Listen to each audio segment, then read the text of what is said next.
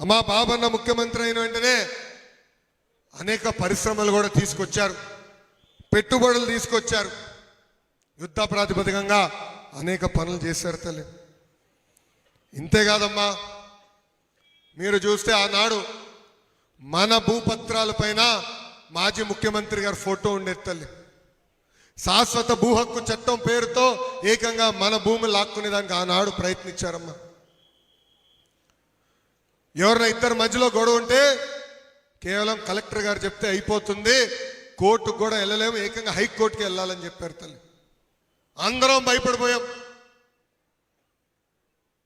పాదయాత్రలో కూడా చెప్పిన, ఈ ఫేక్ జగన్ ఎక్కడికి వెళ్ళినా నీ బిడ్డని అంటున్నాడని.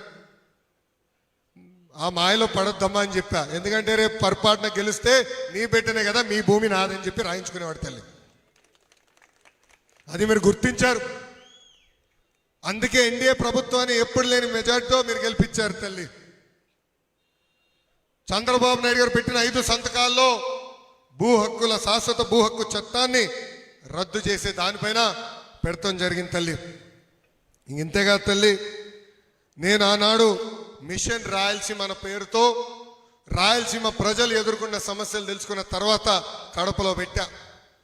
పిల్లలకి చదువుకునే దానికి పాఠశాలలు ఏర్పాటు చేయాలి, విశ్వవిద్యాలయాలు తీసుకురావాలి, పిల్లలు చదువుకున్న తర్వాత ఉద్యోగాలు ఉపాధి మన ప్రాంతంలోనే కల్పించాలి.